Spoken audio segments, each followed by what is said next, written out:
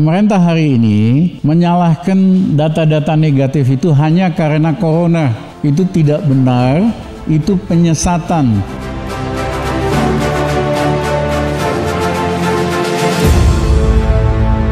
Kawan-kawan, judulnya menarik sekali, The Magnificent Seven. 7 samurai yang berjuang melawan bandit-bandit yang merugikan rakyat di Jepang pada tahun 1600-an. Legenda luar biasa. Jadi ada film cowboy-nya juga, ada film Italinya, versinya banyak sekali. Karena hari ini kami akan memperkenalkan The Magnificent Seven versi Indonesia, yaitu ekonom-ekonom muda yang kritis, yang bobotnya ilmiahnya tidak diragukan, untuk menunjukkan angka-angka yang benar, karena selama ini angka-angka selalu diplesetin oleh pemerintah yang berkuasa, menunjukkan apa yang terjadi sesungguhnya di Indonesia dan ada harapan apa tidak. Jadi kami semua sangat berharap dengan Magnificent Seven versi Indonesia ini, bahwa ini hanyalah awal mula, titik mula untuk mengambil garis kritis, mengambil garis solutif, dan jadi motor dari perubahan pemikiran ekonomi di Indonesia yang selama ini sangat konservatif, perlu terlalu banyak data palsu yang membuat rakyat bingung, bukannya tercerdaskan. Saudara-saudara, Bima Yudhistira masih muda, kritis, faktual, dan tokoh muda ekonom di Indonesia yang signifikan. Kemudian Heri Gunawan, sebelah kanan saya, itu latar belakangnya media, tapi sangat teliti, sangat korek, ya, dan sering jadi benchmark untuk dibahas dan dianalisa oleh kawan-kawan yang lain. Kemudian Eni Hartati lagi di Jogja, ini juga wanita yang kritis, yang garis keberpihakannya terhadap rakyat sama bangsa kita jelas dan panjang. Kemudian Mas Derajat Wibowo, ya, ini juga lama merupakan tokoh penting dalam perubahan-perubahan besar di Indonesia. Kemudian Mas Antoni Budiawan, ini ekonom lulusan Rotterdam. Teman-teman tahu banyak ekonom Indonesia yang hebat-hebat lulusan Rotterdam, termasuk dulu Radius Prawiro, termasuk Kwik Kian Gi, Muhammad Hatta, Bung Hatta. Ya, jadi ini pewaris, ya kan, selalu berpihak sama rakyat, sama kepentingan bangsa kita, tapi selalu faktual dan analitik. Ya, berbeda dengan pejabat-pejabat pemerintah, tidak faktual, datanya banyakan tidak benar, dan ketiga banyakan plesetan analisanya, bukan kondisi yang sesungguhnya. Sehabis Antoni Budiawan ada Muhammad Faisal dari KOR, ini juga masih muda, tulisan-tulisannya banyak dibaca dan diikuti oleh berbagai media yang lain. Muhammad Faisal Gede Sandra yang masih muda, ya kan, juga analis yang kritis. Kalau hanya kelas-kelas Sri Mulyani mah cukup Gede aja yang jawab gitu. Nah, jadi inilah The Seven Magnificent. Ini titik awal, karena Indonesia dalam tempo dan proses perubahan perlu pikiran-pikiran baru, perlu jalan baru. Kita harus lupakan jalan lama.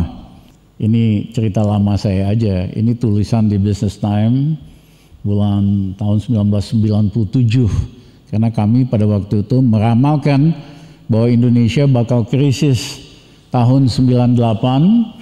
Dan betul-betul terjadi seperti yang diramalkan. Ada yang lucu di situ tulisannya, Rizal Ramli kalau mah elit mah sebel elit sama dia, tetapi kalau ada bagaikan rockstar Rizal Ramli itu Bob Dylan-nya Indonesia gitu, di kalangan bawah sama ini lucu aja dia nyamakan saya sama Bob Dylan ya, karena elit Amerika juga nggak suka lagunya Bob Dylan, tapi golongan bawah menengah itu sangat seneng lagunya Bob Dylan. Ini saya ambil aja dari data yang dipublish, bagaimana semua indikator-indikator ekonomi merosot, baik indikator makro yang di atas itu perkiraan pertumbuhan ekonomi dari minus sekian sampai 6, -6%, kemudian indikator yang lain ya, termasuk juga bisa dibaca lah nanti di bagian itu, saya bacanya agak susah ya, tapi mulai dari data-data sektoral maupun penjualan, anjlok, petasi dan sebagainya. Kemudian indeks dari produksi manufaktur negatif macam-macam. Pada dasarnya pemerintah hari ini menyalahkan data-data negatif itu hanya karena corona. Itu tidak benar, itu penyesatan. Jadi mereka aji mumpungisme, mumpung ada corona semua disalahin sama corona. Seolah-olah kejadian hari ini hanya akibat corona. Nanti ditunjukkan bahwa even 1,5 tahun sebelum corona, berbagai indikator-indikator itu sudah negatif. Karena memang terjadi mismanagement, terjadi istilahnya salah kelola, sama sekali tidak prudent dan mengikuti azas good governance. Nah, semua indikator-indikator makro negatif, tapi rupiah kelihatan stabil karena dua hal. Satu, Amerika lagi nyetak uang besar sekali, stimulus terakhir di Amerika 2 triliun US dollar, akibatnya mata uang dolar terhadap mata uang lain di dunia anjlok, mata uang lain menjadi sedikit lebih kuat. Yang kedua, stabilitas semu itu ditopang dengan doping pinjaman. Makin lama pinjamannya makin besar, dan yang kedua bunganya atau yieldnya itu semakin tinggi. Jadi istilah bahasa sederhananya, sebetulnya ekonomi kita kalau bagaikan petinju itu udah kelimpungan karena terlalu banyak utang. Kalau 98 utang yang terbanyak di swasta, tapi hari ini pemerintah dan BUMN sebetulnya sebagai petinju udah kelimpungan. Tetapi didoping dengan pinjaman. Minggu yang lalu minjem 10 miliar dolar lebih. Ada valuta masuk, jadi seolah-olah ininya menguat, rupiahnya menguat dan sebagainya. Nah, tetapi selain itu ada berbagai kasus gagal bayar. Perusahaan asuransi, perusahaan sekuritas, total ada 46 perusahaan yang gagal bayar. Dan rata-rata total gagal bayar ini nilainya antara 400 sampai 500 triliun rupiah. Jadi situasinya ekonomi Indonesia bagaikan petinju udah goyang, terlalu banyak utang, dicoba distabilkan dengan doping pinjaman luar negeri, tapi ada jabnya itu gagal bayar 400-500 triliun. Tidak aneh, ini akhirnya terjadilah krisis yang terjadi hari ini. Nah, ini kira-kira corona itu terjadi pertengahan Desember di Wuhan. Pertengahan Januari sudah mulai ada kasus corona di Jakarta menurut laporan dari Fakultas Kedokteran UI. Tapi dari pertengahan Januari sampai pertengahan Maret, pemerintah itu bolak-balik membantah dan menyebarkan hoak tidak ada corona, orang Indonesia kuat, dan sebagainya, dan sebagainya. Kita kehilangan waktu 2 bulan yang sangat berharga pada awal krisis yang harusnya kita bisa kurangin corona.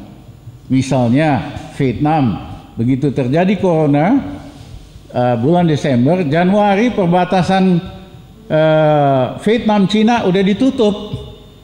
Tidak aneh korban corona di Vietnam relatif sedikit, tetapi malah kita pejabatnya masih nganjurkan supaya lebih banyak turis termasuk dari Cina datang, mau dikasih insentif, bayar buzzer 73 miliar untuk mengalihkan isu dan sebagainya. Indonesia kehilangan waktu hampir 2 bulan yang sangat berharga yang harusnya bisa dipakai buat nyetop corona, tetapi ternyata tidak.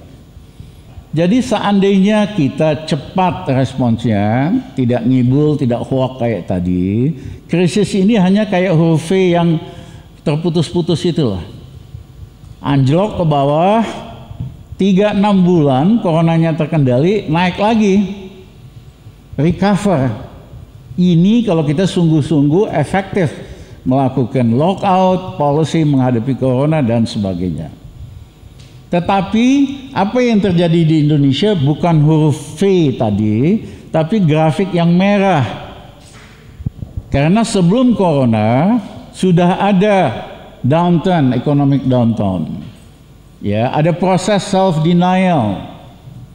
Dan keputusannya kagak jelas dalam menjalani corona ini.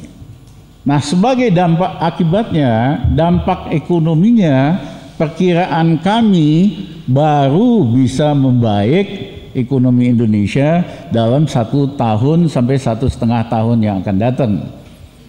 Ya, jadi harusnya bisa cepat, bisa 1 sampai 1,5 tahun yang akan datang. Pertanyaannya, orang bisnis kuat nggak sampai 1 tahun, 1,5 tahun? Kebanyakan tidak, karena paling hanya mampu bertahan 2 bulan lagi. Golongan pekerja, pegawai, mampu nggak bertahan 1 tahun, 1,5 tahun? Bisa-bisa tidak. Ya, saya tanya sama teman-teman saya di Amerika, apa yang terjadi? Kok ada demonstrasi anti rasisme yang sangat besar, lebih besar dari demo-demo anti perang Vietnam 60 tahun yang lalu? Jawabannya sederhana, karena golongan menengah stres, tinggal 3 bulan di apartemen, nggak bisa kemana-mana. Begitu ada keramaian seperti demo-demo anti rasisme, golongan menengah ini keluar semua. Itulah yang menjelaskan kenapa ini demonstrasi anti rasisme sangat besar dan meluas, lebih besar dari gerakan anti perang Vietnam. Yang saya mau katakan, gejala yang sama atau kecenderungan yang sama mungkin akan terjadi di Indonesia. Ya, dalam arti golongan menengahnya memang stres, sebel, tinggal di rumah terus. Ya, sehingga bisa jadi karena nggak tahan 1 tahun lagi, apalagi kalau nggak punya uang, nggak punya pekerjaan, dan nggak punya duit, bisa terjadi gerakan sosial yang besar yang menuntut perubahan. Apalagi overlap dengan kasus pemerasan, maaf istilah saya itu, ya kan, Pancasila mau dicoba diperas jadi Trisila dan Ekasila. Ya, ini berbagai faktor ekonomi terutama dan politik bisa-bisa dalam frame waktu yang sama akan mengakibatkan perubahan besar dalam sosial dan politik di Indonesia. Nah, tentu kita harus kepikirkan kalau itu terjadi apa next, apa yang harus dilakukan. Kawan-kawan, ini buku yang saya akan terbitkan nggak lama lagi. Judulnya It Always Seems Impossible Until It's Done. Sering kita nganggap nggak mungkin. Tapi begitu udah dikerjain, mungkin juga gitu. Ini dalam konteks Indonesia hari ini banyak sekali yang skeptis, yang pesimis. Nggak mungkin lah. Saya katakan it always seem impossible until it's done. Kata Einstein, konyol. Dia pakai istilah stupid. Jika berharap hasil berbeda tapi masih pakai cara-cara yang sama. Cara kita menangani krisis hari ini sama dengan kondisi biasa-biasa aja.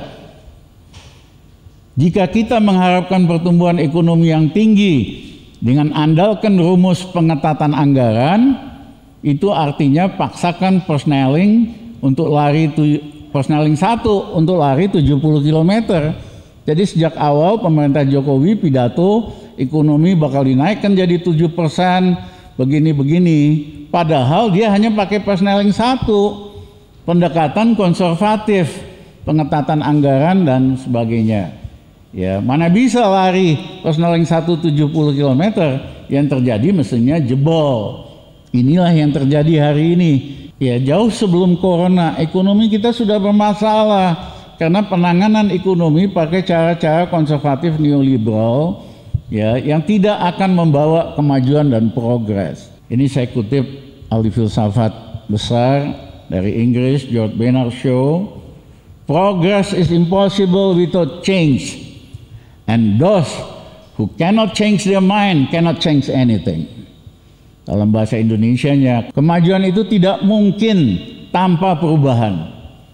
Dan orang-orang yang tidak mampu mengubah pola pikirnya tidak akan mengubah apapun.